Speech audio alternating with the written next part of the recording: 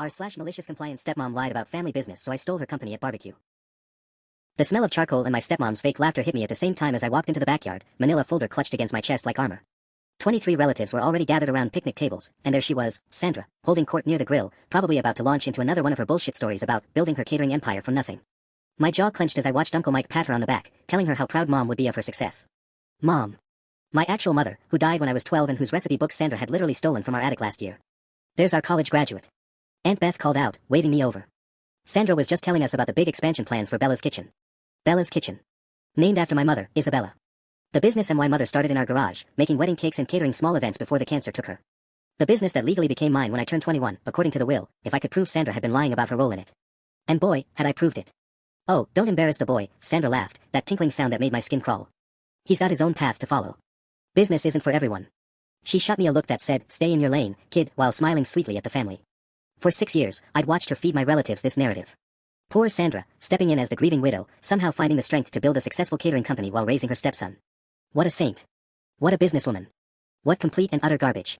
The folder in my hands contained 3 months of private investigator work, legal consultations, and document recovery. Business registration papers showing my mother's original LLC filing. Bank records proving Mom's initial investment came from her inheritance from Grandma Rose. Insurance documents listing Isabella Martinez as the sole proprietor. And my personal favorite, a recording of Sandra admitting to her sister that she'd been letting people believe what they wanted to believe about founding the company. Dad stood next to her, grilling burgers with the same clueless expression he'd worn for years. He'd been so broken after Mom died that he'd let Sandra handle everything, believing her when she said she was taking care of the business side of things. Taking care of it, all right. Taking care to erase every trace of my mother's actual contributions while positioning herself as the mastermind. So tell us about these expansion plans. Cousin Maria exclaimed, pulling out her phone to record. I want to post this on the family group chat. Perfect. An audience and documentation. Sandra's eyes lit up as she launched into her prepared speech. Well, as you all know, when I started Bella's Kitchen 8 years ago. I actually snorted. 8 years ago, Sandra was working at a dental office and had never catered anything bigger than book club meetings. It was just me in the kitchen, experimenting with recipes, building relationships with vendors. She gestured dramatically, the lies flowing like wine. And now we're opening 2 new locations. The Martinez catering legacy continues to grow. The Martinez legacy. She was really going to invoke my mother's maiden name while stealing credit for her life's work. I stepped forward, folder raised slightly. Time to crash this little fiction party. That's interesting, Sandra, I said loudly enough for everyone to hear. Tell me, which recipes did you experiment with first? I'd love to hear about your creative process. The color drained from Sandra's face so fast I thought she might faint right there on the patio. But she recovered quickly, I had to give her credit for that. Years of practice lying to my family had made her good at thinking on her feet. Oh, you know how it is, she laughed, waving her hand dismissively. A chef never reveals all her secrets. Besides, you were so young when I was developing everything. I'm sure you don't remember much from those early days. The early days when she wasn't even in our lives yet. Mom died in March, and Dad didn't start dating Sandra until the following Christmas. But sure, let's pretend she was there kneading dough and perfecting marinara sauce while my mother was fighting for her life. Actually, my memory's pretty sharp, I replied, opening the folder just enough to let her see the official letterhead on the top document. Especially about Mom's original business plan. You know, the one she wrote in 2011. Sandra's smile flickered like a dying light bulb. Around us, the family was starting to pick up on the tension. Dad had stopped flipping burgers and was staring at us with that deer-in-headlights look he got whenever conflict arose. Poor guy had spent 6 years avoiding anything that might upset his precious second wife. Sweetheart, Sandra said, her voice taking on that patronizing tone she used whenever she wanted to make me look like a confused kid, I think you might be misremembering some things. Grief can do that, you know. It's perfectly normal. The grief card. Of course. Gaslight the orphan by suggesting his trauma made him unreliable. Uncle Mike frowned. What's going on here? Is there some kind of misunderstanding? Oh, there's definitely been a misunderstanding, I said, pulling out the first document. For about 6 years, actually. Sandra stepped forward quickly, reaching for my arm. This isn't the time or place for family drama. We're here to celebrate. Celebrate what, exactly? I pulled back from her grip. Your amazing business acumen. Your incredible rise from dental hygienist to catering mogul. Or maybe we should celebrate how you've been telling everyone you started a company that was actually incorporated 3 years before you even met my father. The silence that followed was deafening. Even the neighbor's dog stopped barking. Dad finally spoke up. Son, what are you talking about? I'm talking about Mom's business, Dad. The one she started. The one she left to me. The one Sandra's been claiming as her own origin story for years. Sandra's laugh was higher now, more desperate. This is ridiculous. Robert, talk to your son. He's been under a lot of stress with graduation and job hunting. Maybe he needs to see someone. I need to see someone. I couldn't help but grin. Funny you should mention that. I've been seeing quite a few people, actually. Lawyers. Private investigators. The county clerk who helped me pull the original business registration. Very helpful folks. The folder was getting heavier in my hands, weighted down with months of truth-seeking and legal preparation. Sandra's eyes kept darting to it like it contained nuclear launch codes. Which, in a way, it did, at least for her carefully constructed fiction. Aunt Beth was looking between us with growing concern. I don't understand. Sandra, didn't you start the catering business after Isabella passed? Before Sandra could answer, I smiled at my aunt. That's exactly the right question, Aunt Beth. And I've got some very interesting documents here that answer it perfectly. Sandra's face had gone from pale to flushed. You're making a mistake, she said quietly, but there was something dangerous in her voice now. A very big mistake. The only mistake here was trusting you, I shot back, but Sandra wasn't done. She turned to face the entire family, her expression shifting into something I'd never seen before, pure desperation mixed with calculated manipulation. I didn't want to have to say this, she began, her voice trembling with fake emotion, but since you're forcing my hand. Oh shit. She was going nuclear. Your son has been struggling, she announced to the crowd, tears actually forming in her eyes. How the hell did she do that so fast? The therapist we've been paying for says he's been having delusions about his mother. Romanticizing her memory to an unhealthy degree. My blood turned to ice. What therapist? I've never seen a. Dr. Reeves downtown, Sandra continued, pulling out her phone. I have his number right here if anyone wants to call and verify. We've been so worried about him, haven't we, Robert? Dad's face went through several emotions at once, confusion, concern, and something that looked suspiciously like relief at having an explanation for what was happening.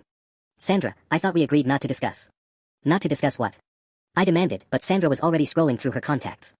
The episodes, she said softly, showing the phone screen to Uncle Mike. The angry outbursts about his mother's stolen legacy. Dr. Reeves warned us he might eventually act out publicly. My hand started shaking. This bitch had actually manufactured a paper trail to discredit me. This is insane. Dad, you know I've never seen any therapist. But Dad was staring at me with that look, the same one he'd given me when I was 16 and came home drunk, when I crashed his car at 17, when I got suspended for fighting senior year. The look that said he wanted to believe me but wasn't sure he could trust my version of events. Robert, Sandra continued, her voice getting stronger now that she had momentum, show them the bills. The insurance claims. We've been dealing with this for months. Insurance claims. She'd actually filed fake insurance claims for therapy sessions that never happened. My mind was reeling, but I forced myself to stay focused.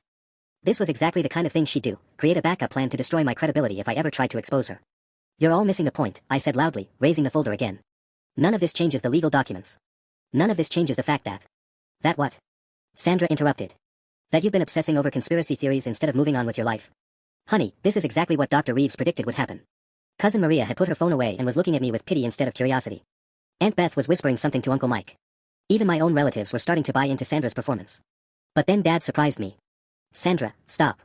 His voice was quiet but firm. If there are legal documents, I want to see them. Sandra's mask slipped for just a second, a flash of pure panic, before snapping back into place. Of course, but we need to be careful not to feed into his delusions. Dr. Reeves specifically said. I don't care what some doctor said, Dad interrupted, looking directly at me. I care about what's in that folder. Your mother's business meant everything to her. If there's something I don't know about it. He trailed off, but I could see something shifting in his expression. Maybe it was the way Sandra kept invoking this mysterious therapist. Maybe it was how quickly she pivoted to character assassination. Or maybe, just maybe, 6 years of suppressed doubts were finally bubbling to the surface. Sandra must have seen it too, because her next move was pure desperation. Fine, she said, grabbing her purse from the patio table. But I'm calling Dr. Reeves right now. He needs to know about this episode. This could be dangerous. She was actually going to fake a phone call. In front of everyone. Time to drop the first bomb. I watched Sandra dial, her finger hovering over the screen for just a split second too long, the pause of someone trying to remember a fake number. That tiny hesitation was all I needed. Don't bother calling, I said, pulling out the first document. Because Dr. Marcus Reeves retired 18 months ago and moved to Florida. Sandra's finger froze mid-dial. The family went dead quiet again. Funny thing about private investigators, I continued, my confidence returning as I watched her face crumble. They're really thorough. Dr. Reeves has been living in a retirement community in Tampa since last March. Hasn't seen patients in almost 2 years due to his arthritis. Uncle Mike was staring at Sandra now with a completely different expression. Sandra, what's going on here? But Sandra wasn't done fighting. If anything, cornering her was making her more dangerous. Fine, it was Dr. Reynolds, not Reeves. I mixed up the names because I'm upset. This is exactly the kind of gotcha nonsense. Show me the insurance claims, Dad interrupted, his voice harder than I'd heard it in years. Right now. Sandra's eyes darted around the patio like a trapped animal. They're at home, in the filing cabinet. Robert, this is humiliating him in front of the whole family. The only humiliation here, I said, unfolding the business registration document, is what you've been doing to Mom's memory for 6 years. I held up the paper so everyone could see the official seal. Isabella Marie Martinez. Filed for LLC registration on March 15, 2011. Bella's Kitchen Catering Services. 1 year before she was even diagnosed, 3 years before she died, and 4 years before you entered our lives. The silence stretched out like a rubber band about to snap. I could see relatives leaning forward, trying to read the document from across the patio. Sandra was backing away slowly, still clutching her phone like it might somehow save her. That doesn't prove anything, she said, but her voice had lost all its earlier confidence. People can have similar business ideas. Maybe Isabella was inspired by my early work. Your early work as a dental hygienist. Aunt Beth's voice was sharp now. Sandra, what early catering work? But Sandra had shifted tactics again. Now she was playing the victim. I can't believe this is happening. After everything I've done for this family, after raising him like my own son, this is how I'm repaid. With accusations and legal documents and public humiliation. The tears were real this time, I could tell. But they weren't tears of grief or betrayal, they were tears of rage. Fury at being exposed. The same look I'd seen when she thought no one was watching and Dad contradicted her about something minor. Sandra, Cousin Maria said carefully, maybe you could help us understand the timeline better. Because I remember Isabella talking about her catering business at Christmas dinner in 2012. She made those amazing cream puffs and said she was hoping to get more wedding bookings. Sandra spun toward Maria like she'd been slapped. You're misremembering. Grief affects everyone's. I'm not misremembering, Maria shot back. I still have the pictures on Facebook. Isabella in her kitchen, wearing that Bella's Kitchen apron, talking about her 5-year business plan. Now other relatives were murmuring, pieces clicking into place. Uncle Mike was pulling out his own phone, probably to check those Facebook photos. Dad was staring at Sandra with an expression I'd never seen before, like he was looking at a stranger. This is insane, Sandra said, her voice rising. You're all turning against me because of some paperwork and old photos. After everything we've built together. We haven't built anything together, I said quietly, pulling out the next document. In fact, according to Mom's will, you've been illegally operating a business that belongs to me. That's when Sandra made her biggest mistake yet. Instead of continuing to play victim or trying to explain away the evidence, she got angry. Really angry. You ungrateful little shit, she snarled, all pretense dropping. You have no idea what I've sacrificed for this family. What I've had to put up with, dealing with your constant attitude and your father's depression and this whole shrine to your precious perfect mother. The words hung in the air like poison gas. Even Dad stepped back from her, his face going pale. Sandra realized her error immediately, but it was too late. The mask had slipped completely off. I didn't mean that, Sandra backpedaled desperately, her voice cracking. I'm just upset. This ambush, these accusations. Shrine. Dad's voice was barely a whisper, but it cut through her excuse like a blade. You called honoring Isabella's memory a shrine. The family was staring at Sandra like she'd grown a second head. Aunt Beth actually took a step back. Uncle Mike was shaking his head in disgust. But Sandra wasn't done digging her own grave. That's not what I meant, she insisted, reaching for Dad's arm. Robert, you know how much I loved Isabella. I've spent years trying to honor her legacy. By lying about starting her business. I interrupted, pulling out the bank records. These show Mom's initial investment of $15,000 from Grandma Rose's estate. Dated March 2011. Want to explain how you invested my great-grandmother's money 3 years before meeting my father? Sandra's face cycled through emotions like a broken slot machine. Then she did something that caught everyone off guard, she laughed. A bitter, ugly sound that made my skin crawl. You want the truth, she said, throwing her hands up. Fine. Here's your precious truth. Yes, Isabella started a little catering hobby. Making cupcakes for church bake sales and anniversary parties for her friends. But what she started and what I built are completely different things. Dad's jaw dropped. Sandra, what are you saying? I'm saying that when I married you, Bella's Kitchen was barely breaking even. A hobby business losing money every month because your wife was too soft-hearted to charge what the work was worth. I took her little recipe collection and turned it into something real. The admission hung in the air like a confession at a murder trial. Sandra seemed to realize she'd crossed a line she couldn't uncross, but instead of stopping, she doubled down. I built the client relationships. I negotiated the vendor contracts. I hired the staff. I expanded the menu beyond Isabella's basic offerings. Everything you people are so impressed by. That was me. Using Mom's recipes, I said, my voice shaking with rage. Using her business license. Using her reputation in the community. Using what worked and fixing what didn't, Sandra shot back. Your mother was a dreamer, not a businesswoman. She would have run that company into the ground within 5 years. That's when Dad finally exploded. Get out. His voice was so quiet I almost missed it. Get out of my house. Sandra blinked like she'd been slapped. What? You heard me. Dad's hands were trembling as he set down the grilling spatula. Pack your things and get out of my house. Tonight. Robert, you're being ridiculous. You can't just. I can't. Dad's voice was getting stronger. This is still my house, Sandra. The house I shared with Isabella. The house where she planned her business at our kitchen table while fighting cancer. And you just called it a hobby. Sandra's strategy shifted again, this time to panic. You're upset. We're all upset. But think about what you're saying. We're married. We have a life together. The business supports both of us.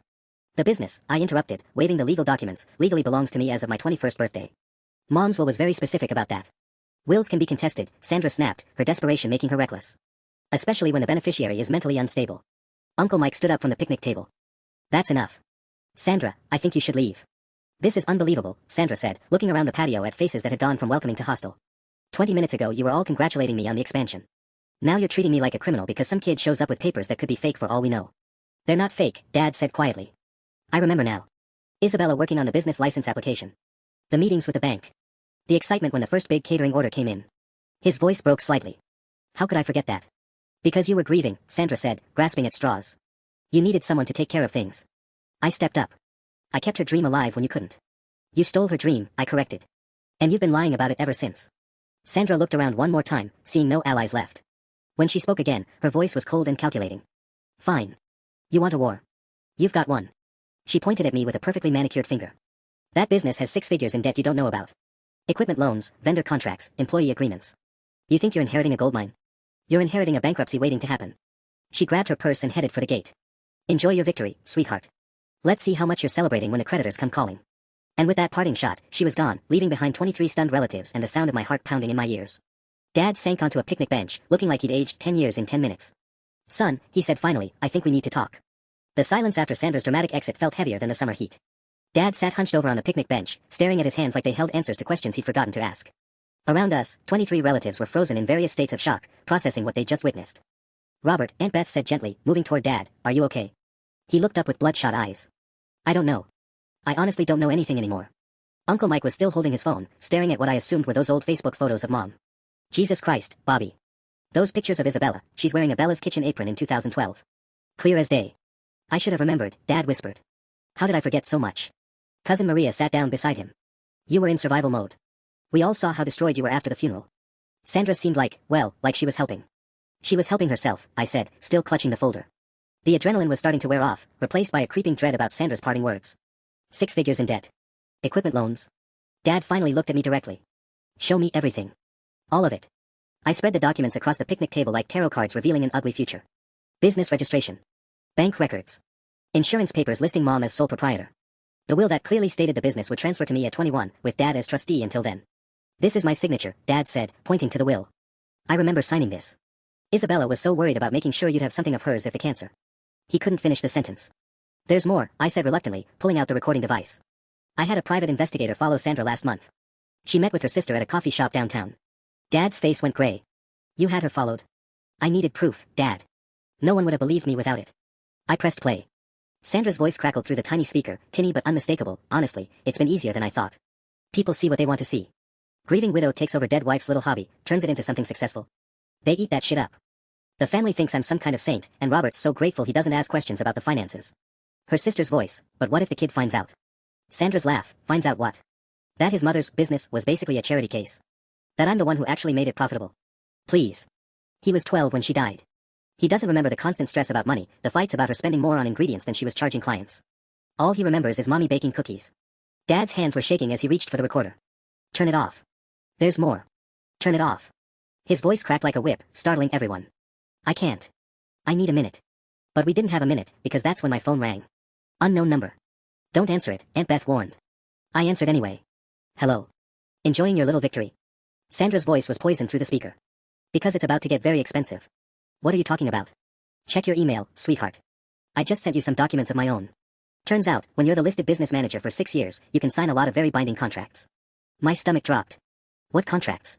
Equipment leases. Vendor agreements. A lovely little loan I took out last month to fund that expansion everyone was so excited about. Funny thing about inheritance law, you don't just get the assets. You get the liabilities too. Dad was staring at me, clearly hearing both sides of the conversation. Sandra, what did you do? What I had to do to protect myself, Robert. Did you really think I'd let some college kid destroy everything I built without a backup plan? Uncle Mike leaned in. Is she saying what I think she's saying? She leveraged the business, I said, my throat dry. If she's telling the truth, I'm not inheriting a profitable company. I'm inheriting a financial disaster. Sandra's laugh through the phone was genuinely delighted. Bingo. $140,000 in new debt, to be exact. Equipment that can't be returned, contracts that can't be cancelled, and an expansion lease that requires a personal guarantee from the business owner. You can't do that, Dad said, grabbing the phone from me. You can't just saddle him with. I already did it, Robert. All perfectly legal, since I've been the acting manager. The bank was very excited to work with such a successful business owner. The family was staring at us like we were a car accident in slow motion. Cousin Maria had gone pale. Uncle Mike was shaking his head in disgust. So here's what's going to happen, Sandra continued, her voice taking on that sweet tone that meant she was about to twist the knife. Your precious son can keep his inheritance. All of it. The business, the debt, the contracts, the lawsuits when he inevitably defaults. Or what? I asked, though I already knew. Or we can forget this whole ugly scene happened. I'll keep running the business, he can go play with his little documents, and nobody has to lose their house when the creditors come calling. Dad's face had gone from gray to green. How much of this is true? All of it, Sandra said cheerfully. Check the email. Everything's documented. Your lawyer can verify every signature. And that's when I realized Sandra hadn't just been lying about Mom's legacy for 6 years. She'd been planning for this exact moment, building a trap so elaborate that even when I proved she was a fraud, I still couldn't win. The phone went dead, leaving us staring at each other across a table full of documents that suddenly felt more like evidence at my own trial than proof of my victory. Dad, I said quietly, what the hell do we do now? Dad stared at my phone like it might bite him. Around the patio, 23 relatives were processing the fact that Sandra's nuclear option had just turned my moment of triumph into a potential financial catastrophe. Check the email, Uncle Mike said grimly. We need to know what we're dealing with. My hands shook as I opened my email app. There it was, a message from Sandra's personal account with 6 PDF attachments. Equipment lease agreements. Vendor contracts. And the big one that made my blood run cold, a business expansion loan for $85,000, signed just 2 weeks ago. Jesus Christ, I whispered, scrolling through the loan documents. She used the business as collateral for everything. The building, the equipment, even Mom's recipe collection. Can she do that legally? Aunt Beth asked. If she's been the acting business manager. Dad's voice trailed off. He looked like he was going to be sick. I signed papers when we got married. Power of attorney stuff. I was still so messed up from losing Isabella, and Sandra said it would help with taxes and business filings. The pieces clicked together in my head like a combination lock opening to reveal an empty safe. She's been planning this for years. Every signature you gave her, every business decision you let her make, she was building a fortress of legal documentation. Cousin Maria was reading over my shoulder. Look at the dates on these contracts. She's been signing major deals all month. It's like she knew this confrontation was coming. She did know, I said, remembering something from the private investigator's report. My PI said she hired her own lawyer 3 weeks ago. She's been preparing for war while I was just trying to prove the truth. Dad finally looked up from the documents. Son, I'm so sorry. I thought I was protecting our family by letting her handle the business side. I never imagined that she was basically holding it hostage, Uncle Mike finished. This is extortion, plain and simple.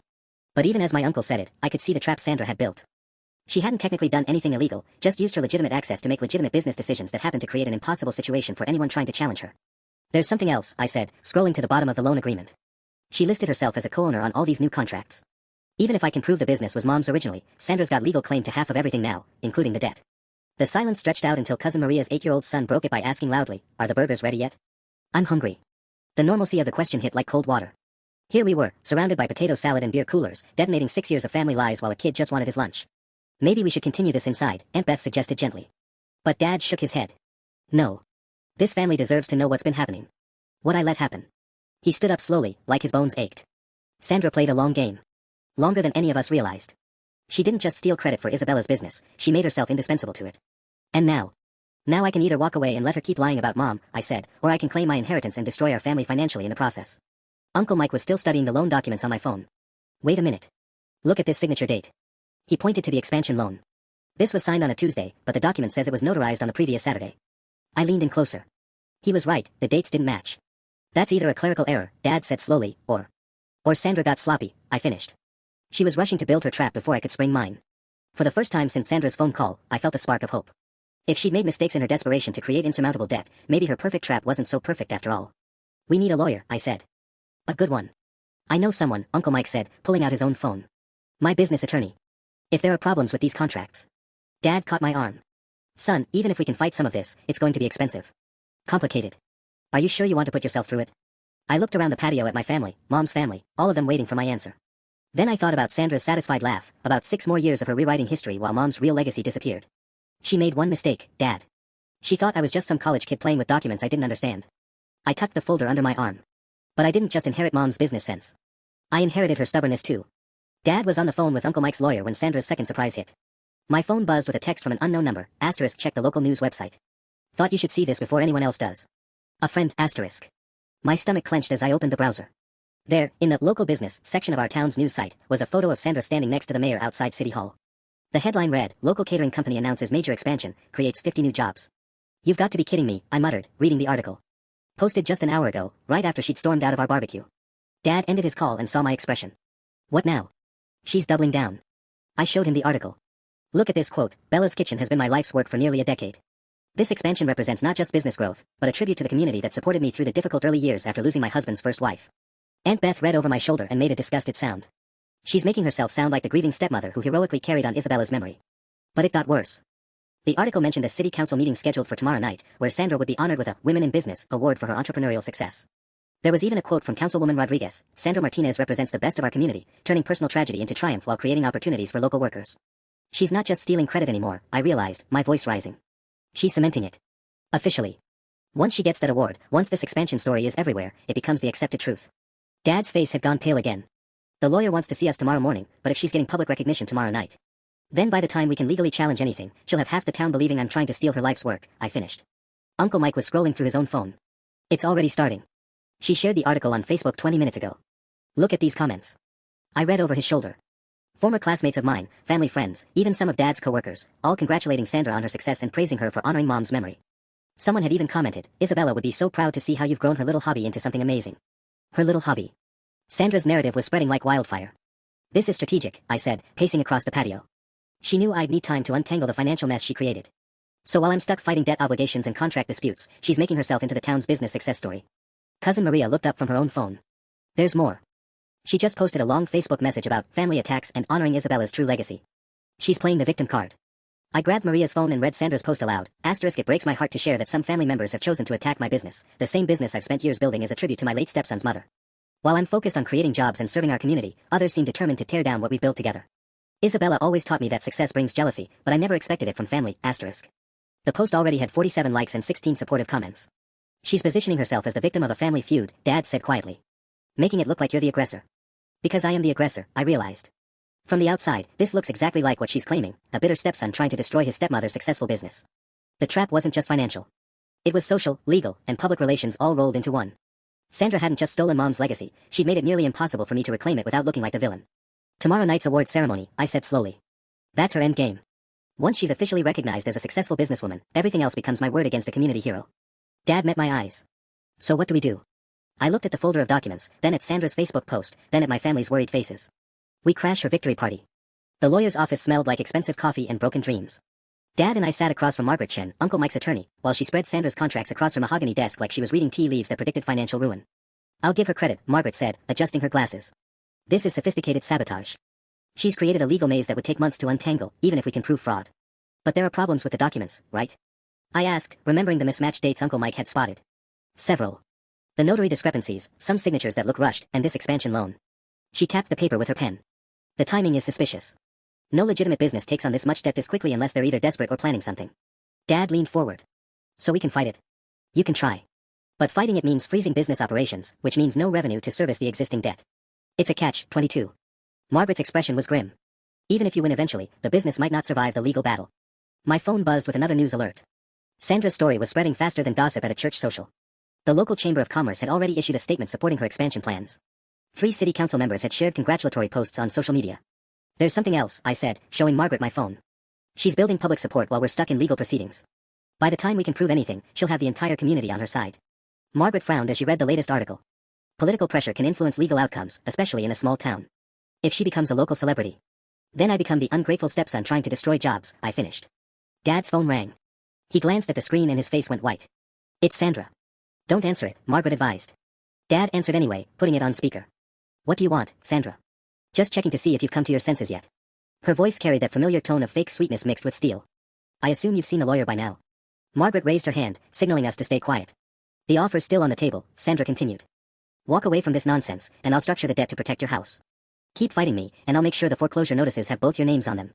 You're threatening to destroy us financially if we don't let you keep lying about Isabella, Dad said, his voice shaking with anger. I'm offering to protect the family I've supported for 6 years. Your son wants to play businessman. Fine.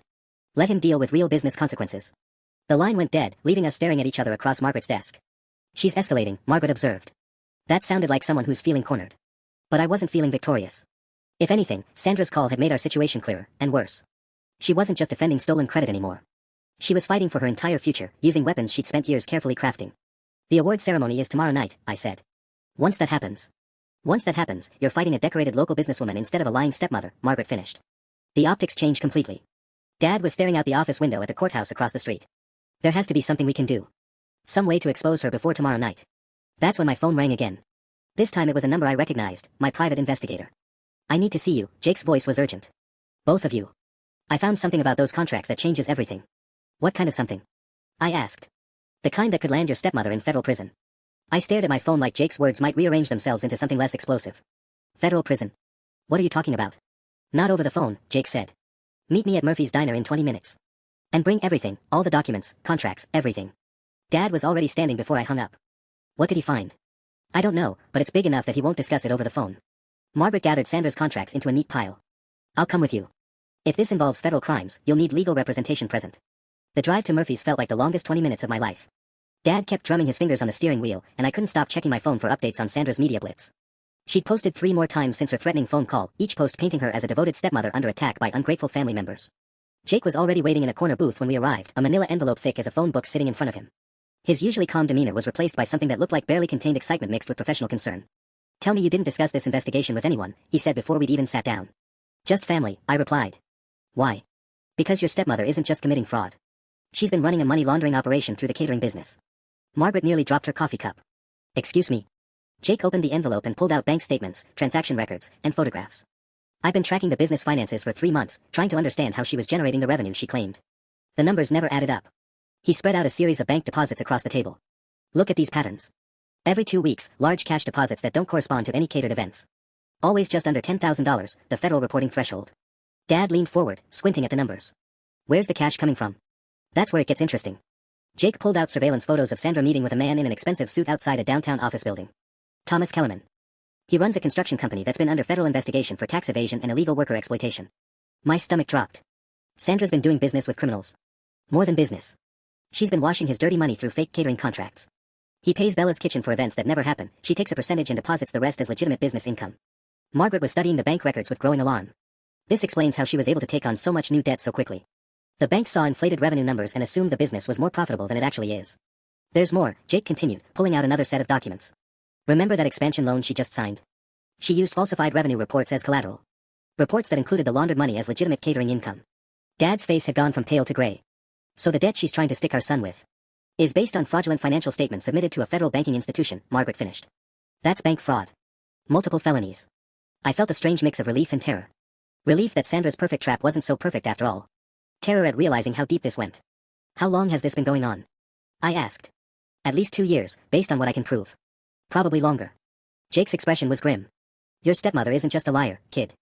She's a criminal who's been using your mother's business as the front for a federal conspiracy. My phone buzzed with another Facebook notification. Sandra had just shared another article about her award ceremony, complete with a photo of her wearing Mom's pearl necklace and standing next to a cake decorated with the Bella's Kitchen logo.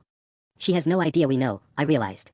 She's planning to accept a public award tomorrow night while running a money laundering operation. Margaret was already pulling out her own phone. I need to make some calls. The FBI needs to know about this before. That's when Sandra herself walked through the diner door. My blood turned to ice as Sandra's eyes swept the diner and landed on our corner booth. For a split second, she looked genuinely surprised to see us all huddled together with documents spread across the table. Then her expression shifted to something calculating and dangerous. Well, she said, walking over with that predatory smile I'd learned to fear. Having a little family meeting without me? Jake was already sliding the surveillance photos under a napkin, but Sandra's sharp eyes caught the movement. She tilted her head, studying the three of us like a cat watching cornered mice. You know, I was just having coffee with Tom Kellerman down the street, she said casually, sliding into the empty chair next to Margaret without being invited. Funny thing, he mentioned seeing some man taking pictures outside his office last week. Very suspicious behavior. My heart hammered against my ribs. She knew. Somehow, she knew exactly what we'd discovered. Sandra, Dad started, but she cut him off with a raised hand. Shoo, Robert. The grown-ups are talking. Her voice was honey over broken glass. She turned to Jake with that same sweet smile. You must be the private investigator my stepson hired. Jake Morrison, right? Interesting career choice for someone with a gambling problem. Jake's face went white. How do you know about your debts? Your little problem with the poker games behind Chen's restaurant. Sandra's laugh was genuinely delighted. Sweetheart, I've been married to a small-town man for 6 years. I know everyone's business in this town. Margaret cleared her throat. Mrs. Martinez, I think you should. Should what? Leave. But I'm just getting comfortable. Sandra reached across the table and picked up one of the bank statements Jake hadn't managed to hide. Oh my. Someone's been very thorough with their investigation. The diner suddenly felt too small, too hot. Other customers were starting to glance over at our table, probably recognizing Sandra from her recent media appearances. The thing about investigations, Sandra continued, still smiling that terrifying smile, is they can go both ways. For instance, did you know that hiring someone to conduct illegal surveillance is a crime? Or that your little private eye here has been taking pictures of private business meetings without consent? Jake was sweating now. Those photos were taken from public property. Were they? Sandra pulled out her own phone and showed us a photo of Jake crouched behind a dumpster in what was clearly private parking lot. Tom's security cameras are very high quality. Dad found his voice. Sandra, what are you doing? What I've always done, Robert. Protecting our family. She turned to me with mock sympathy. You really thought you could outsmart me? Sweet boy, I've been playing chess while you've been playing checkers. Margaret was frantically texting someone under the table, probably the FBI contacts she'd mentioned. But Sandra noticed that too. Oh, don't bother calling the feds, counselor. They're already aware of Mr. Kellerman's difficulties. What they don't know is that my business relationship with him is completely legitimate. She pulled out a thick folder of her own. Catering contracts, receipts, photographs of actual events.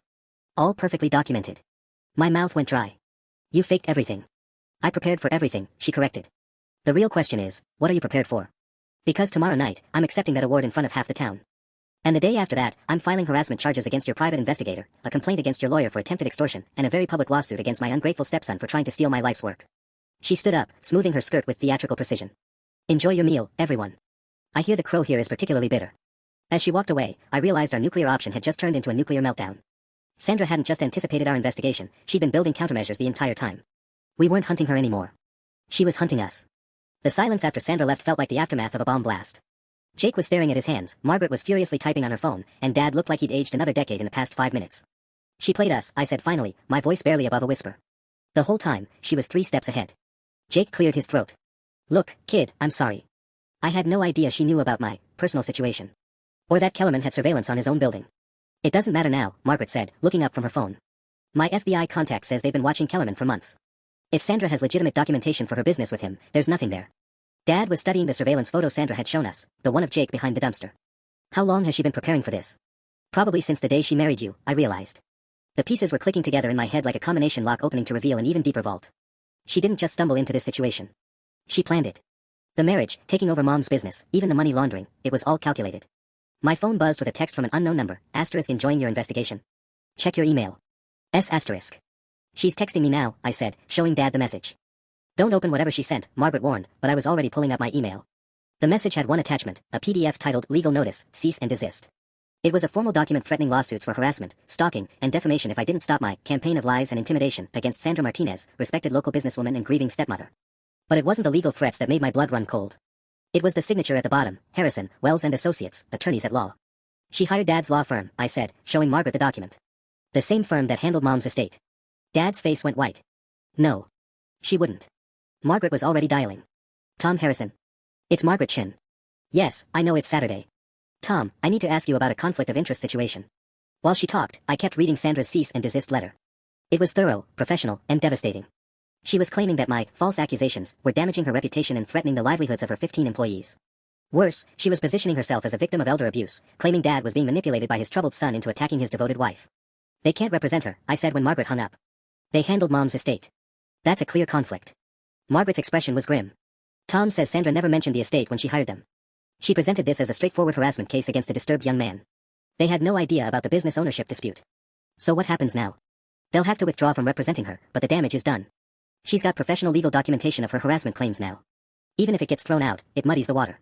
Dad was reading over my shoulder, shaking his head in disbelief. She knows exactly which buttons to push. The elder abuse angle, the troubled stepson narrative. People will believe her. Jake was packing up his remaining documents with shaking hands. I'm out, he said quietly. I can't risk my license over this. Not with my other problems. Jake, wait, I started, but he was already standing. Kid, I'm sorry. I really am. But she's got photos of me committing potential crimes, and she knows about my debts. If she wanted to destroy me, she could. He paused at the edge of the booth. For what it's worth, everything I found was real. She just found a way to make it irrelevant. He walked out, leaving behind the one ally who actually understood Sandra's financial maze. So what now? I asked Margaret and Dad. She's got answers for everything we've found. Documentation for every accusation. Legal representation to shut down any challenge. Dad was staring out the diner window at the courthouse across the street. Tomorrow night she gets that award. After that, she's untouchable, I finished. Local hero, successful businesswoman, devoted stepmother protecting herself from family attacks. Margaret gathered her things. I'll keep working on the contract issues, but honestly, your best chance now is finding something she hasn't anticipated. Something she couldn't prepare for because she didn't know it existed. As we walked out of the diner, I felt the weight of 6 years of Sandra's planning crushing down on me. She hadn't just stolen Mom's legacy, she'd built a fortress around it, complete with legal moats and public relations artillery. But Margaret's words stuck with me, something she couldn't prepare for because she didn't know it existed. The question was, what did I know about Mom's business that Sandra didn't? I sat in my car outside the diner for 20 minutes after Dad and Margaret left, staring at my phone and trying to think of what Sandra might have missed. She'd been thorough, brutally, systematically thorough. But she'd also been working from the outside, building her fortress around a business she'd never actually founded. That's when it hit me. Mom's recipe book wasn't just recipes. It was a journal. I drove home faster than I should have, my heart racing as I remembered something I'd forgotten until this moment. When I was 13, about a year after Mom died, I'd found her handwritten recipe collection in the attic. Not the printed cookbook Sandra had stolen last year, but Mom's original notebook, the one she'd written in during those early business days. I'd hidden it in my bedroom, too precious to leave where Sandra might find it. Racing up to my old room, I pulled out the loose floorboard behind my desk and extracted a weather-beaten composition notebook held together with rubber bands. Mom's careful handwriting filled every page. Tried the lemon bars for Mrs. Patterson's Bridge Club. She paid $45, cost me $12 in ingredients. Need to charge more. But scattered between recipes were business notes I'd been too young to understand 6 years ago. Notes about meetings, phone calls, plans. And there, on page 47, something that made my hands shake. * meeting with city planning tomorrow about the commercial kitchen permit. Jim says the inspection should be routine, but nervous about the zoning requirements. Need this approval before I can legally take the Thompson wedding contract. *. The date was March 3, 2011. 2 weeks before Sandra claimed the business had started. I kept reading, finding more evidence of Mom's early business activities. Phone numbers for vendors Sandra later claimed to have discovered. Notes about marketing strategies Sandra had taken credit for developing. Most importantly, detailed records of Mom's conversations with the city about establishing a legitimate commercial catering operation. My phone rang. Margaret. I've been thinking about what you said, she began without preamble. About finding something Sandra couldn't have prepared for. Did your mother keep business records before the official incorporation? I'm looking at them right now, I said, explaining my discovery. Bring them to my office. Tonight. If your mother was conducting business before Sandra even met your father, it changes everything about her ownership claims. But Sandra has legitimate documentation too. Built on a foundation that might be legally flawed, Margaret interrupted. If we can prove she's been claiming ownership of business relationships and assets that predate her involvement. I was already heading back downstairs. Dad was in the kitchen, looking older and more defeated than I'd ever seen him. Dad, I found something.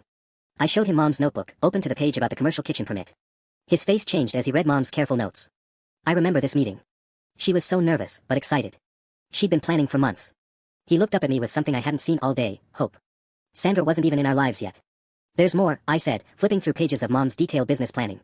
Vendor relationships, client development, even preliminary employee hiring notes. Mom wasn't just running a hobby business, Dad. She was building something substantial before she got sick. Dad's hands trembled as he touched Mom's handwriting. She never got to see how successful it could be. The cancer came too fast. But Sandra did see it, I realized. She saw Mom's foundation and built on it. Every vendor relationship Sandra claims to have developed, every business strategy she takes credit for, it's all here in Mom's notes. My phone buzzed with another text from Sandra. Asterisk, hope you enjoyed our chat at the diner. See you at the awards ceremony tomorrow night. Try to behave yourself, asterisk. I stared at the message, then at Mom's notebook, then at Dad's hopeful expression. Margaret wants to see this tonight, I said. But Dad, what if Sandra has one more trap waiting? What if she's expecting us to find something like this? Dad closed the notebook gently. Then we spring it anyway, son. Because this isn't about beating Sandra anymore. This is about honoring your mother's memory with the truth. Outside, storm clouds were gathering for tomorrow's confrontation. The storm that hit Saturday night knocked out power to half the county, including Margaret's law office. We ended up huddled around my kitchen table with Mom's notebook and a handful of battery-powered lanterns, like we were conducting some kind of seance. This changes the legal landscape completely, Margaret said, photographing each page of Mom's notes with her phone's flashlight. If Isabella was conducting legitimate business activities months before Sandra entered the picture, then Sandra's ownership claims are fraudulent, I finished. But how do we prove it in court when she's got 6 years of documentation saying otherwise? Dad was reading over Mom's vendor contact lists, his finger tracing names I recognized from Sandra's current supplier relationships. She didn't just steal the business. She stole Isabella's entire network and claimed she built it herself. That's when my phone rang. The caller ID made my stomach drop, Kellerman Construction. I looked at Dad and Margaret, then answered. Hello. This is Thomas Kellerman. The voice was rough, with a slight accent I couldn't place. I think we need to talk. I don't think that's a good idea, I said, putting the call on speaker so Margaret could hear. Kid, listen to me carefully. Your stepmother is not who you think she is. Meet me at the 24-hour diner on Route 9 in 1 hour. Come alone. Absolutely not, Margaret interjected. This could be. Lady, I don't know who you are, but if you're trying to help this kid, you'll tell him to take this meeting. Because tomorrow night, when Sandra gets that award, she's planning to disappear with a lot more than just credit for a catering business. The line went dead. Dad and Margaret both started talking at once, but I was staring at Mom's notebook, remembering something Sandra had said at the diner. She'd claimed her business relationship with Kellerman was completely legitimate and that she had documentation to prove it. But what if Kellerman himself was willing to contradict that story? I'm going, I said. Like hell you are, Dad shot back. This could be a setup. What if Sandra put him up to this? What if she didn't? I countered. What if Kellerman is exactly what we need, someone with inside information about Sandra's real activities? Margaret was shaking her head. It's too dangerous. We don't know anything about this man except that he's under federal investigation. Which means he might be looking for a way out, I pointed out. Maybe Sandra isn't the only one who's been building contingency plans. My phone buzzed with a text from Kellerman, asterisk booth in the back corner. Order coffee and pie. Act normal, asterisk. He's giving me instructions like this is some kind of spy movie, I said, showing them the message. Dad grabbed my arm. Son, please. We've got enough evidence now. We don't need to risk. Risk what? Finding out the truth. I pulled away gently. Dad, Sandra has been 3 steps ahead of us all day. This might be our only chance to get ahead of her. Margaret was studying Kellerman's text message. If you're determined to do this, at least let me call my FBI contact first. They might want to wire you. No time, I said, grabbing my keys. And if this is legitimate, involving the FBI might scare him off. As I headed for the door, Dad called after me. What do I tell Sandra if she calls here looking for you? Tell her I'm studying for finals, I said. Let her think I've given up. But as I drove through the storm toward Route 9, I realized I was walking into what could be either our salvation or Sandra's final trap. The only question was whether Kellerman was offering me the key to defeating her, or handing me the rope she'd use to hang me. The diner's neon sign flickered through the rain like a warning beacon, and I couldn't shake the feeling that everything, Mom's legacy, Dad's future, my own freedom, would be decided in the next hour. The diner was nearly empty except for a trucker at the counter and a man in an expensive suit sitting in the back corner booth. Thomas Kellerman looked nothing like the criminal mastermind I'd imagined, more like a tired businessman who hadn't slept in weeks. You came, he said as I slid into the booth across from him. Good. Order something. We don't have much time. I ordered coffee and pie like he'd instructed, my hands shaking slightly. Why are you helping me? Kellerman laughed bitterly. Helping you? Kid, I'm helping myself. Your stepmother has been blackmailing me for 2 years. My coffee cup froze halfway to my lips. What? Those surveillance photos your PI took. Sandra's been taking similar ones for months. She documented every cash transaction, every meeting, every conversation. Then she told me I could either pay her a percentage or she'd turn everything over to the feds. The pieces clicked into place. She wasn't laundering money for you. She was extorting you. Bingo. And tomorrow night, after she gets that award and her reputation is bulletproof, she's planning to disappear. New identity, offshore accounts, the whole 9 yards. He pulled out a flash drive. This contains recordings of every conversation I had with her, including the ones where she explained exactly how she stole your mother's business. I stared at the tiny device like it was made of plutonium. She told you about Mom. She bragged about it. How she married your grief-stricken father, convinced him to let her help with the business, then systematically erased your mother's contributions while building her own criminal enterprise. Kellerman's expression was disgusted. She called it the perfect long con. My phone buzzed with a text from Dad, *, where are you? Sandra just showed up here asking questions, *. She's getting nervous, I said, showing Kellerman the message. Because she knows her window is closing. After tomorrow night's ceremony, she becomes untouchable. Local hero, successful businesswoman, who's going to believe she's really a criminal? He pushed the flash drive across the table. But these recordings prove everything. The extortion, the business theft, even her plans to flee the country. I picked up the drive, feeling its weight despite being no bigger than my thumb. Why should I trust you? How do I know this isn't another one of her traps? Kellerman pulled out his phone and played a brief audio clip, Sandra's voice, clear as day, saying *, the beautiful thing about grieving widowers is they'll sign anything you put in front of them. Robert never even read half the papers I gave him. *. My hands clenched into fists. 6 years of watching Dad blame himself, and she'd been laughing about manipulating him the whole time. There's hours more like that, Kellerman said. Her whole confession, including names, dates, and bank account numbers for the offshore money. I pocketed the flash drive and stood up. I have to get this to my lawyer tonight. Kid, Kellerman called after me. When this comes out, when she goes down for everything she's done, make sure people know the truth about your mother. She deserves that much. I drove back through the storm with Sandra's recorded confessions burning in my pocket like evidence of every lie, every manipulation, every stolen moment of Mom's legacy. Tomorrow night's awards ceremony wouldn't be Sandra's victory lap, it would be her public execution. For the first time in 6 years, I felt like Mom was finally going to get the justice she deserved.